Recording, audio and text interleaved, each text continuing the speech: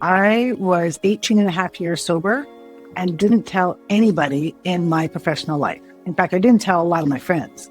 And so I tried to navigate all of my life sober with nobody knowing. And so when I started Sober Life Rocks with Laura, that was my big coming out as a sober person. And it's been amazing. I mean, let me just tell you, and anybody who's listening, I literally felt like my cells were rearranging themselves because now I was complete. I was authentic in all of my life. And so we thought, what can we do to serve those people? The people who are leading this space, the people who are starting to speak up in whatever their communities are, who they're influencers, putting on this public face, but in private, you need somebody who's got your back. And so that's where the idea of Amplify Sober Voices came from.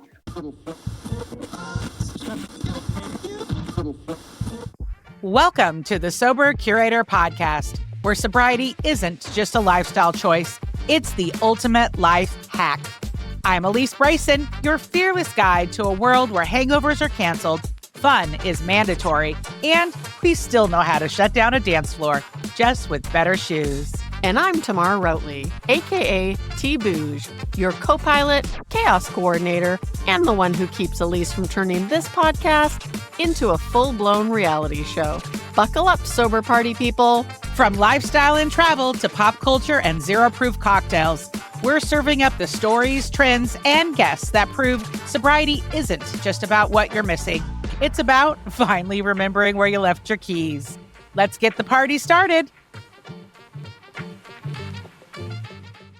Well, the one thing that Margy and I mean, because we're new to the block here with you guys, and you guys have been doing this for a long time and talking about it. But the one thing we found since we got into this space is that everyone's talking about it on podcasts and books and their own things, but they're not talking about it in their everyday work life, their everyday communities they're in. They're talking about it with their friends and their family and those that they can trust. And so I think more and more as we share stories about how do we embrace this when I go to conferences or I'm going to an event where, there's going to be people that don't know I'm sober, and how do I say these things? And because I think there's still a lot of people listening to this who are suffering in silence or they're sober in silence. They're not letting their ecosystem know.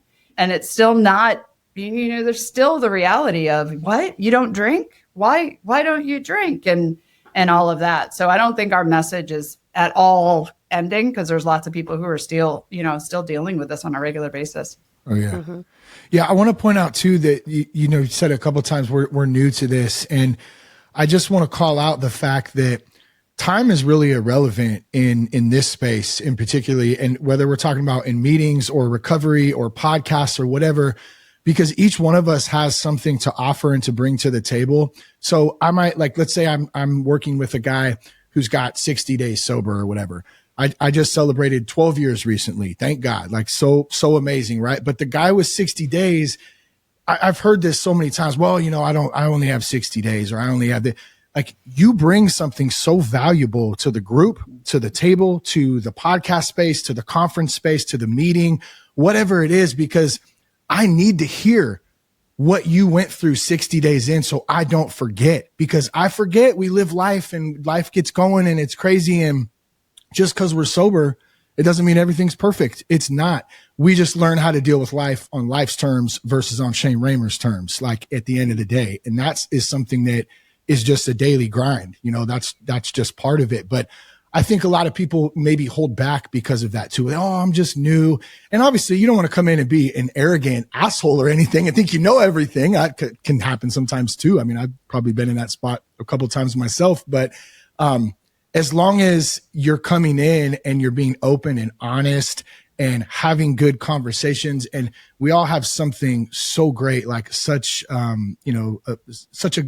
great thing to offer everybody in every part of this whole movement. So really, really cool there that time is irrelevant. I guess I'll kind of wrap up with that. I actually appreciate that. And Margy and I are getting a lot of, so one of the reasons we're all talking is about the conference that we have coming up in January, and people who are messaging us asking but I'm newly sober, should I still come? Or I don't have a podcast, or I haven't written a book yet. It's in my head and all of that. That what you just said is so perfect. And it's funny, I'm saying I'm new to the block, but yet I tell everybody else, your story matters. You need to be there. You need to, because other people in your ecosystem need to hear your story, need to, whatever it is you've got in there, right? So I appreciate that you said that. I am the poster child for what we're doing here, because I was 18 and a half years sober and didn't tell anybody in my professional life. In fact, I didn't tell a lot of my friends.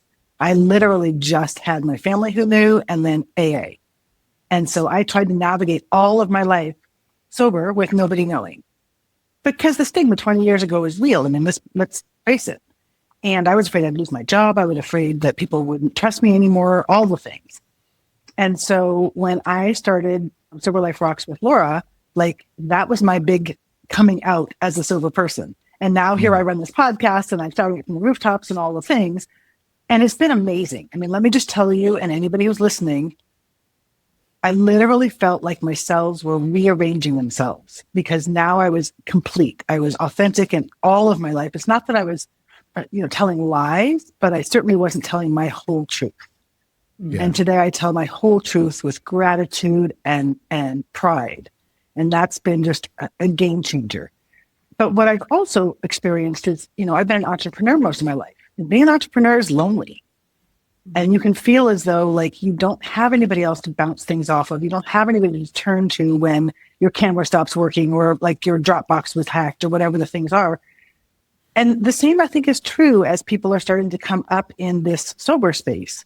And those people who are running their podcasts or running a community or coaching, or it can feel lonely.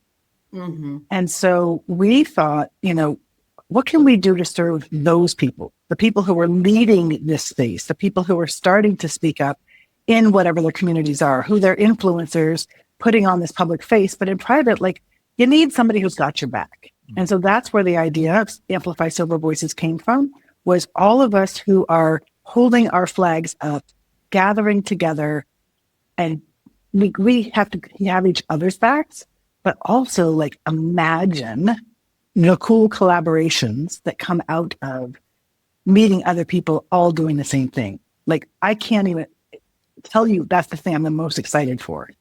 I feel like we should all be waving flags right now. Like, right. I know, me too. I'm like, where's my flag? Yeah, maybe my lighter, a lighter. The lighter right. On the phone. Really fast, like, because you asked about the podcast and starting the podcast, and we talked about there wasn't a lot of options out there at that time. But just to Margy's point, like, one of the things that was huge for me was I had spent 17 plus years hiding my behavior and the drinking and the decisions and the mental gymnastics that were going on. And I was so exhausted by the end. I was so exhausted of hiding it. And so I love and respect the rooms and the programs and the people and all of that. But there was a part of me that felt like I was still having to hide it. And so that was very inspiring for me as a creator myself and an artist, like, to be able to jump back, not in the music space, but in this new podcast space, and be creative again in this new sober mindset. And so with this conference coming up, it's such a great opportunity for people to express themselves through whatever it is that they're doing and be open and out. And I'm going to put it like this, the one word: free, like, just freedom in your sobriety and in yourself, like that true, authentic self. And I think, to your point, it's going to be just an amazing time to connect with so many cool people. And there's going to be some great stories and experiences and stuff. So stoked about it. I think it's going to be really great. And, I, 4 or 5 years ago, I got asked to do a lot of panels on rethinking drinking in the workplace, a lot of virtual panels. And they were targeted at a lot of different companies, but mainly, like, people leaders, on the fact that, like, we need to be having gatherings that do not circle around alcohol. And, I also did not recover out loud until I launched the Sober Curator in 2020, even though I got sober in 2006. If you got to know me in real life and it came up in a way that I could be helpful, I would share it. But that was like, there's a lot of hoops you had to jump through for me to put that out there, right? I was definitely not wearing it on a shirt or on a hat, to be clear. Yeah. And I spent a lot of time thinking about, before launching the Sober Curator, do I really want to? Because once you come out in this way, you don't take that genie, you don't put the genie back in the bottle, right? I love bottle jokes. But so for the people that are listening, I also encourage you to put a lot of thought into it and not rush into it, because I look back, I am so grateful that social media was in its infancy stage when I got sober, and that the people I was rolling with was like, had their version of what anonymity looked like, and told me level of press, radio and film, social media is press, stay off of it. Right. I needed that then, because I was the hot mess express in early sobriety, thinking I knew everything. When I checked into treatment, I had 30 days. So I already was at the top of my class, right? I was already like running the show. So I'm so glad that I didn't come out before I did, and that I had time to grow up as a sober woman, because I had some catching up to do, and that I put a lot of thought into it. And I have no regrets about coming out publicly, because of the number of people that have slid into my DMs or called me or emailed me or asked my mom for my phone number or asked my brother, sister's friend, like whatever, right? That's what we're doing it for. And also you have to do it just assuming that no one else is listening and not worry about the numbers, right? Oh, yeah. I mean, Tamar and I pretty much record just to entertain ourselves. I don't even think our moms are listening, to be clear. So as long as we think we're funny, we call it a day, right? But we do know that we're having some kind of ripple impact, because we do get the messages. And for that reason, I'm glad to be recovering out loud. And for that reason, it's honestly an insurance policy for me now, right? Because I got a big ego, if you didn't pick up on that. And so now, like, when the thoughts come in, because it's not like they don't ever, right?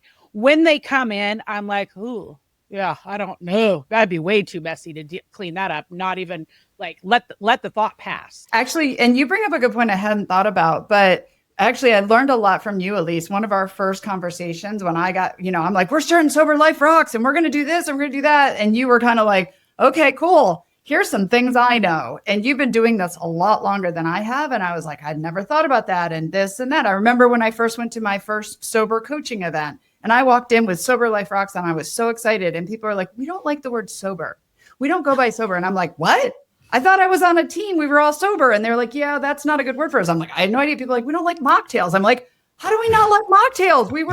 So there's all these things that you don't know labels in the sober space too. And that's another thing, that getting people in the same room to hear successes and stories and things you might want to do, things you might not want to do, things that I learned and I did the wrong way and I would maybe do it differently next time, like to help speed this journey along for whoever in the right way that's for them, but by learning by those who have done this before or who have tripped and fallen over their own feet, right? And then had to get back up and say, this is how I would do it next time. So that's a really good point.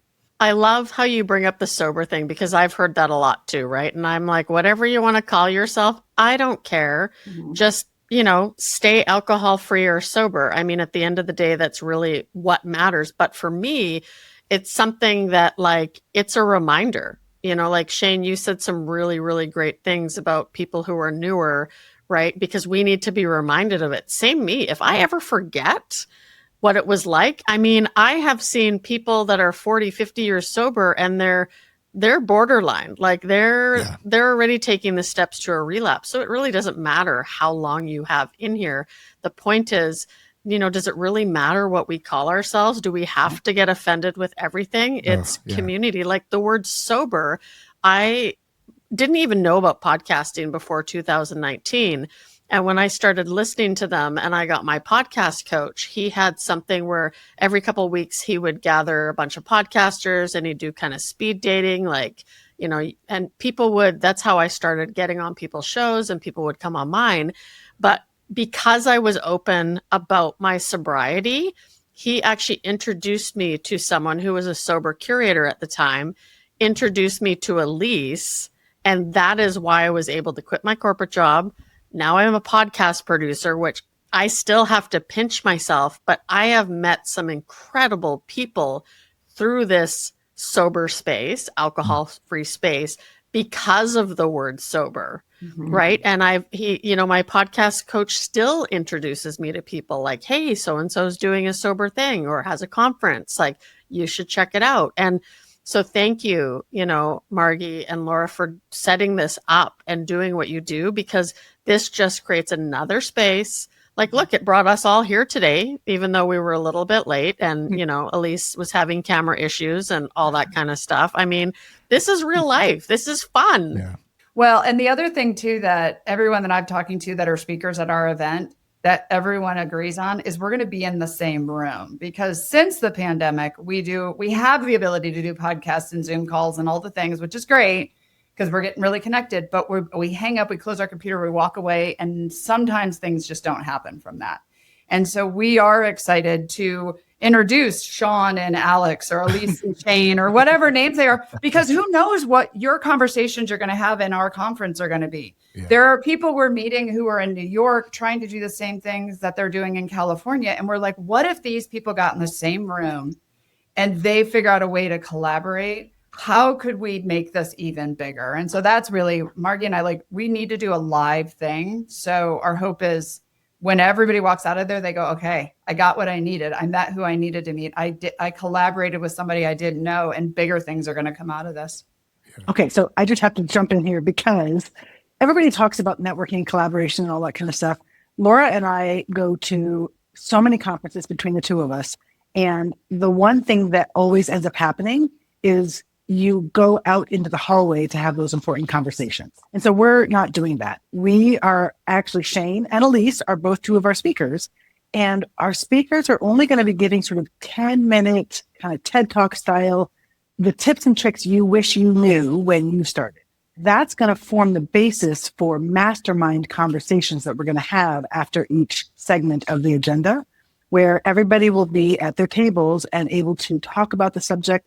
I mean, quite frankly, most of the people coming to the conference could have been speakers too, but we had to pick the best of the best. And so Shane and Alysse, our favorites, because we're on our top 10, right? Checks in the mail. Love it. Thank you. Exactly. Thank you. Yeah. But that's how we really see fostering that collaboration, fostering that networking, fostering those important conversations, and making most of the agenda space for doing that. Yeah. And it's such a different vibe, and different things happen when you're in person versus digital. Like, I love the digital space. It's opened up so many doors, I'm sure, for all of us that are here today, and for so many people probably listening. At the same time, there's nothing like getting in a room together in person, because it's a whole different experience. And so I try to recognize that.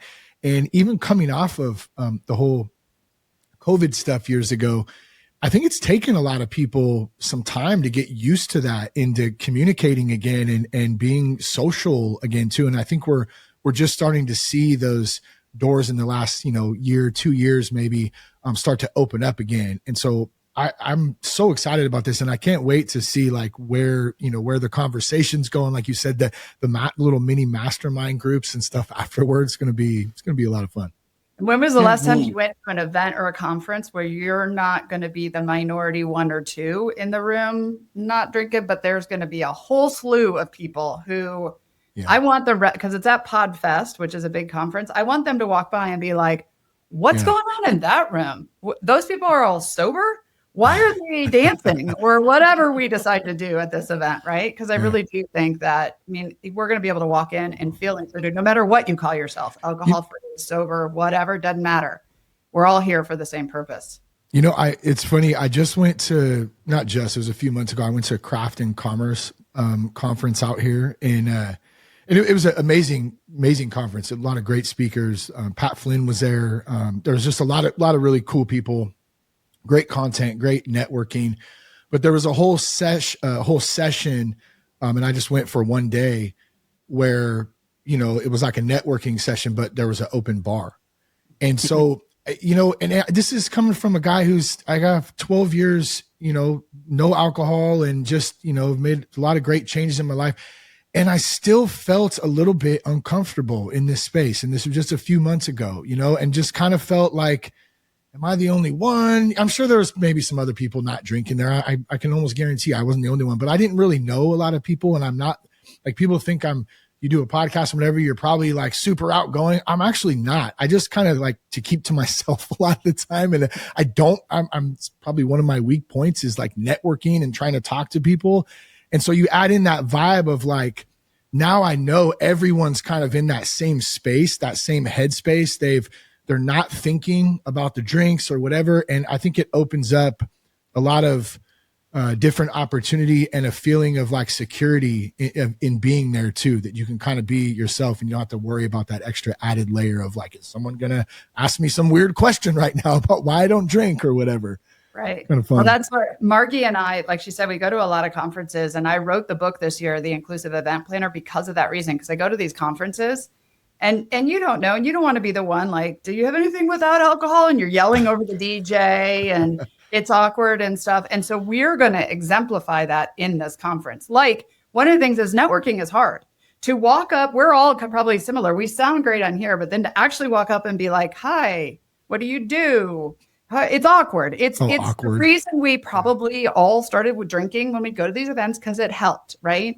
And so how can we make networking easier? And we already have ideas of how we're going to make it easier so that anybody walking in is going to be able to, if Alysse is part of their sober story and they're like, oh my God, that's the sober curator over there, we're going to make sure this person meets Alysse and they're friends by the time they walk out. Well, we hope.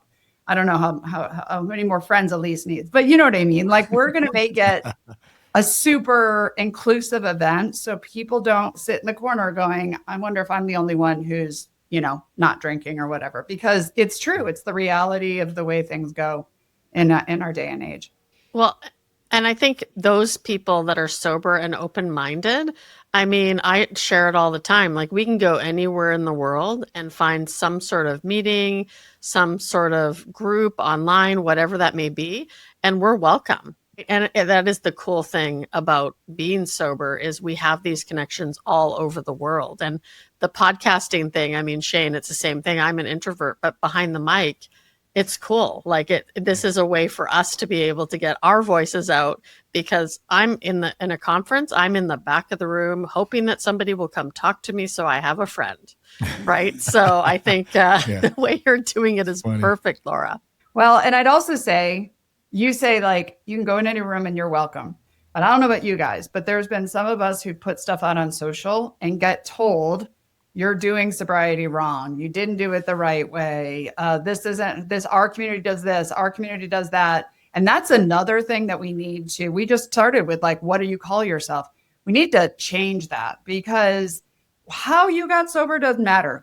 How you had a problem with alcohol was your story, and how you got sober is your story. How can we lift each other up? How can we amplify? How can we learn how to share our stories and not, make this a great space? Because there are new people every day coming on TikTok going, today's day one, I'm not going to drink. And it should be hallelujah. Like, we got you. You need to be connected. And so I would love to see, because in meetings is one thing, I think on social and behind a computer screen is a whole different thing, that we really want to, make sure that we keep this a good place. Well, one of the things that I'm really excited to see happen, because I know it will, as a curator, I'm a curator of many things, as you can see by my background, but I am foremost a curator of people. I am really good at bringing people together and knowing, okay, you're doing this over here, you need to go talk to this person over here. And so with the Sober Curator and the experience that I've had over the last 5 years of bringing content creators together, whether they're writers, whether they're podcasters, doesn't matter. We've had over 50 people come through the Sober Curator. And right now we have an active membership of, I think it's around 30. They're all different lengths of sobriety, all different backgrounds, all different paths to sobriety. And what we've done is we've held the space that it's okay for us all to be in the same place. And I see the magic that happens every month when we hold our business meeting, that almost everyone shows up to at 8 a.m. on a Saturday morning. Now that's because they're not hungover, right? And I've seen the magic happen. And then Tamar has heard me say this a million times. Where I get really excited and a little bit of FOMO is when they start engaging with each other and doing collaborations with each other that have nothing to do with me. Like I brought the people into the room, but I don't need to be part of every single thing. I'm not in it for that. And I love nothing more when I see 2 or 3 people go off and work on something over here or go off and do something here. Or I hear they met up in real life over here. Like, I think that is so cool and magical. I just want to hold the space where it's okay for everybody to be. Right. Because even though I grew up in an old school in the rooms, and that is still what my belief system is, I am so open to all of it. I mean, it's part of the reason we have a spirituality section of the site that does stoicism, DNA, yoga, Jesus, Celtic calendar, astrology. Like, we're like, yeah, it's all here. Pick what you like, leave the rest. Right. So I'm really excited to see when a bunch of content creators that are all very excited about creating content, what happens when you do put them in a room together in real life? Because energetically, it'll pop off. Like, I have no doubt it'll pop off. So we've talked about a couple of different things, but I just wanted to clarify for anybody who's listening. We are looking for people who want to grow their voice. And the 4 subject areas we're covering are to amplify your voice as a podcaster, to amplify your voice as a writer, and that could be a book, it could be a blog, it could be submitting articles, whatever, could be except applying to the Sober Curator to be able to write there. We are looking for people who want to amplify their voice through speaking, whether that's something big like a TED Talk, or just speaking, including it into your talks you're already giving, some mention of wellness and sober choices and all of that. And finally, those who are influencing a community. And that could be online, social media, or it could be influencing as a coach. It could be influencing in whatever ways that you are currently looking to amplify your voice. And so those are the 4 subject areas. So if you fit into one of those, that you're currently doing it, or you want to do it, or you want to do it better, like, this is what is for you. And I want to ask you guys a question about this, because Margy and I've talked to a lot of people a lot of people to put this conference together, like a lot of people. And one of the things that I'm feeling that's coming up for 2026 and in the future is there was this time where it was like sober, like we're going to get more vocal about being sober and how do you get sober and get communities that are sober. But now it's about how to making it more inclusive across the board. Like, it's not so much like you can travel with your sober friends. You can come to a sober conference. You can go to your sober, to your meetings, but now, and Alysse, I know you speak a lot on this, but just like in businesses and in life, restaurants being more options for people who drink alcohol and people who don't drink alcohol, conferences having more options for people who drink alcohol and people don't drink alcohol, because I'm not just hanging out with sober friends anymore. I'm hanging out with people who drink and I don't drink, and they're okay with it and I'm okay with it. So I think the message, and I'm hoping leaving this conference, is that we can start to talk more about, like, how do we integrate this into every aspect of our lives and everybody else's lives so that everybody is part of this. Do you guys also see that kind of coming for the future? Because it's not quite as we are this group over here. Seth, you go first. You got I love having like 5 names. It's amazing. So great. People are going to come up and be like, Seth, I heard Seth, damn, Sean. Wait, what the hell's your name again? Oh, yeah. All right. Just call me ass. I don't care. No, I think that's a good point. And I think that the more, because for a long time, and I talk about this on the podcast quite a bit, like, there was such a normalcy bias of drinking, right? It's just everything you do, a birthday party, a funeral, out to dinner, to a baseball game, to a football game, to a concert, whatever. It's everywhere around you. It's just normal. It's just what you do, right? And the weird thing was when someone came up and said, you're sober, you're like, oh man, everyone freaks out. Oh my God, you're sober. What do you mean? But the other guy's over there in the corner. He just threw his whole guts up in his whole dinner and he blacked out. And then the next morning, everyone's laughing. Oh, did you see, Sean, he was over there hammered. Like, that was normal. So like, it's totally flipping on its head. And we're seeing this movement be pushed in a completely different direction, where now the normalcy is starting to emerge of people who are choosing to live life without alcohol in their lives. And that's starting to be, and it's still, it's still gaining momentum. It's still in the early stages, I think. But you can't go anywhere without having, a restaurant, a grocery. I got to go get some bread and some milk at the store. There's a whole aisle of wine and beer and booze. Like, it's everywhere. You're never going to get away from it. You're not going to hide out in rooms from it for the rest of your life either. We have to learn how to live a normal life and be comfortable, with that stuff around us. And how do we do that? So I think that, that door is widening and people are starting to realize that. And the more people that accept, like, this is like, we don't have to live by that old code that we were, I guess a good word to maybe say was programmed to think for decades. And I'll say this. So I put a podcast out a few months ago, alcohol, or something titled, "Will alcohol be the next smoking within the next 5 to 10 years?" And I really believe that it will. Smoking was once advertised everywhere. It was the coolest thing to do. It was in the movies. It was in sport. You had advertisements in arenas. What happened to that? It completely disintegrated. Like, there's a lot of politics and what's right? that? There's still people who smoke, so it's not There's still people who smoke. Absolutely. Yeah. And that's a choice. I'm all about make your own choices.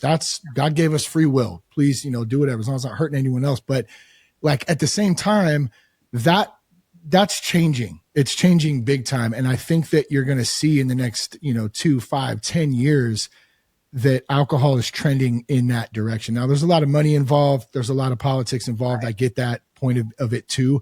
But I think, like, it's like, what can we control? And as an individual, as a group like this, as a larger group in this whole community, we have the choices at the end of the day as the consumers on what we spend our money on and what we put in and out of our bodies. And I think as it grows, man, it's gaining a lot of momentum. So the normalcy bias maybe is starting to switch. Well, and when you guys started, the word sober curious, was that even a thing? Like, now I've never heard that. Yeah. Right. No. So now people are like, well, I'm not sober, but I'm sober curious. That's great. Like, if I'd have been sober curious 20 years ago, maybe I wouldn't have to be sober now. Maybe I would have figured it out. I didn't. That's okay. But like, it's great because there's discussions going on around it and about it. And I think too, right now, it's hysterical to me that there's all of these wellness conferences and retreats and stuff. I got an ad the other day for a wellness retreat at a vineyard. So, but nobody in those is talking about the effects of alcohol on our bodies. There's meditation and there's healthy eating and there's yoga and there's juice cleansing. And then afterwards, they all go to the bar and drink. So I think that there's a disconnect there. But at the same time, we've all seen the studies. The younger generations just aren't drinking as much. Yeah. Mm-hmm. At all. They're all high, though. Just say they'll have their own vices. 20 years from now, it's going to be that. Right? Yeah, there's that. That's funny. But I saw a statistic that last year, 85 or 88% of the non-alcoholic beverages were purchased by people who identified as drinkers. Yep.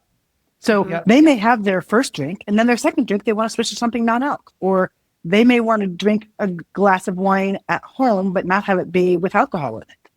So I do think that this us versus them, we're this cloistered little group of sober people over here. I just think that that's beginning to blend more, as Laura said. And I think it's incumbent on us as leaders of this space to create that language and create those cross connections, that it's not an us versus them. It's like, we're all humans doing the best that we can.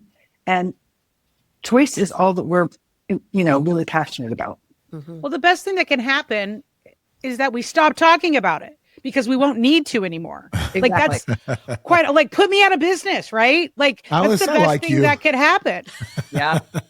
Like, that is the best thing that can happen. And, I went and saw the new Julia Roberts movie yesterday. Don't see it. It was terrible. Like, I don't know why anyone's saying it's good. It was terrible. But there was a line in it where someone says to her that they quit drinking. And she's like, who cares? Everybody's quit drinking.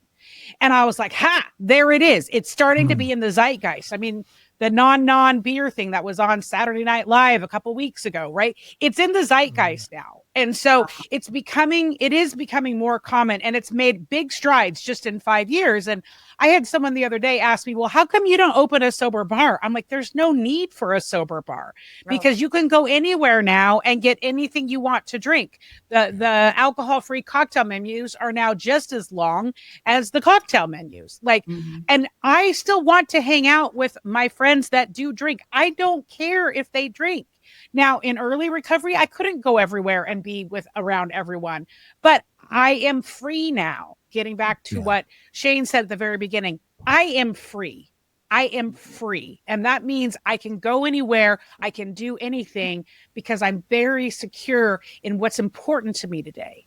Right. And so I think we have made big strides, but we have so much more work to do just to make it normal and not a big. I just want no one to ever ask me why I'm not drinking. When I stop being asked, yes. When I stop being asked, we'll know that we've arrived. But I still, it's still a thing. And for those of you that are watching, you have to go to the Sober Life Rocks website because you can tell they're one of us. They have a 40-ounce version, a 24 or a 40. Like, you should just take down the 24 ounce. Yeah. Hey, can I just say too, I just want to, Laura and Margy, I just want to give you both just a lot of love and respect and just gratitude too for the invite out. But this taking on something like this, putting something like this together, and I know you guys have an awesome team and you have help and stuff too, but what started as a small idea has grown into something that is going to be really, really, really cool. And it takes a lot of work. There's risk involved emotionally, financially, physically. I mean, all the things. And so I just want to tell you both, you're doing an amazing job. Your team's doing an amazing job. I know all of us who are a part of it are really excited to be a part of it. And I just I really praise you for trusting God's process in this and putting yourselves out there and just going for it, because you're really heading up this new space that's in person that is really, really needed. So thank you. And just great job, and keep it up. I want to echo that, because as someone who's in the events business, who's done events for decades as well, people have no idea how many hours of phone calls, emails, meetings, running errands. They have no idea how much time goes into a 3-hour event, a 4-hour event, a 1-day event. They have absolutely no clue unless they're in the industry. Absolutely no clue. And it is oftentimes a thankless job. In fact, the best thing that can happen is that, nothing goes wrong, and something will, and don't worry. Roger and I will have your back. We'll be there. We'll have your back. Yeah, we got it. We got it. Well, I actually want to shout out to Margy, because you guys started this earlier and I wasn't going to say anything, but first of all, we're going to record this and play this back that night. Just hearing you guys thank us then when we're exhausted. So we appreciate that. Yeah. But Margy made it a big effort to make sure that there was men on our stage, from what you were saying earlier, Alex. But she made sure that men were represented with us too, because there's a lot of women, middle-aged women, who are out there talking. There are a lot of women who share how their feelings are, but we wanted to make sure that anybody coming into our conference could identify with somebody on the stage. And we've got men from, I don't want to say ages, but we were out, and one of our speakers goes out to colleges and high schools all the way through. Shane, you've been doing this for a long time. Not saying you're on the old end. I'm just saying, So we've got all different kinds of people involved in this that I'm excited to hear what you guys have to bring, because I know and two Brits, even two people from England that are flying all the way to speak at our conference. Wow. That's yeah. really So cool. all the speakers and the bios and stuff are right on Sober Life Rocks, if anybody wants to. And this is kind of good. I was interviewing the different speakers the other day, and the second speaker I interviewed, I said, who are you most excited to see in the room? Who was part of your sober journey? And it was the speaker before that I had just interviewed, who was going to be at our conference. And I was like, oh, she doesn't even know this is coming.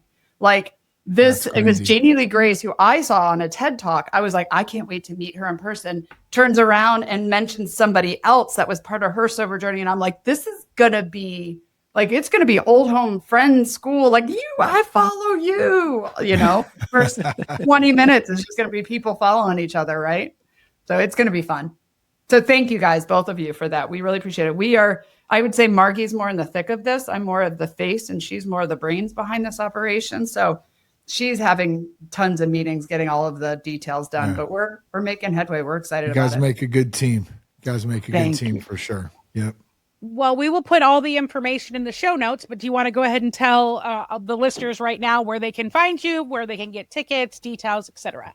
Yep. So if you go to the Sober Life Rocks website, you literally click on the tab that says Amplify, and it takes you straight to our conference page where you'll see all of the speakers listed there and the registration link and all the details. And if you have any questions, also, you can email us at info@soberliferocks.com. And I'm going to add one thing that was not spoken about on this, just so everybody knows, is our event is a one-day event within a bigger conference called Podfest. So Podfest is a grassroots conference that started, 7, 8 years ago? 10 years ago. 10 years ago. There are thousands of podcasters from all over the world who you want to walk in a place where everyone's just talking and having fun and high-fiving and playing ping pong and throwing things. And it is an amazing conference that Margy and I have been to that we loved. And within that, they host one-day events, or you can have your one-day event there. So anybody who gets tickets to our event also gets access to the entire Podfest. And to your point on that, I think, Alysse, you were saying it, is that there are people that are talking about how to do TED Talks, how to start a podcast, how to use AI to grow your this, how to do that. So it's not just our one-day event. Our one-day event's going to be special, but you get access to everything. So it's even better. Like, it's even better for the price of the ticket. So we hope everybody. And I don't think we've even talked about when it is. It's January 15th. Yeah, how about the dates? The dates would be great. January 15th in Orlando. And the Podfest bigger conference runs the 15th through the 17th or the 18th. I can't remember. But ours is at the 15th. So as Laura said, come for ours, stay for the rest, or just come for ours. But either way, you don't want to not be in this room. You don't want to have FOMO when you see all the things. That's right. And if you're coming all that way and you want to have a curated experience with yours truly at Disney World, just let me know, because that will for sure be happening. Oh, you're my going God. to Disney World? I am a Disney adult. Are you going there when you're on this trip or this? 100% I am. That sounds pretty amazing, actually. We'll need to put something out there on social and see who wants to join up. I would love to come along with you. Meetup. That's an awesome way to start a brand new year, right? 2026, a brand new year. Uh-huh. That's true. It's going to be at the beginning of the year, so a lot of new. What are they called again? New Year's resolutions. That's what it is, and all that kind of stuff, And there's going to be, it's dry January. So if you're thinking of dry January, you want to be in a room with people who are all about the dry life. Like halfway through the month, if you're like, I'm going to set this goal this year to be dry for the month of January, you don't even have to commit at this point that you're going to be sober forever. Just be sober and come join us on the 15th and see what life is like and see where it goes from there. So it's definitely, we didn't plan it in January, but we love that it is dry January. Yeah. Love that. Love that. Well, I'm super excited to hang out with all of you IRL. That's all the time we have for today. Thank you for your time. Make sure to follow everyone that's on this call. And remember that getting sober matters. Staying sober matters more. Thanks for tuning in, because let's be real, we're way more fun than your ex's drunk texts. If you laughed, learned, or just need more of our voices in your life, honestly, who wouldn't? Hit that subscribe button, leave us a review, and send this episode to your sober or your I swear I'm only drinking on the weekends besties. And if you have a story, feedback, or hey, maybe you just want to slide into our DMs like it's 2012, well, we're here for it. Find more curated magic at thesobercurator.com. And remember, getting sober matters, staying sober matters more. Until next time, keep it real, keep it fun, and keep it sober.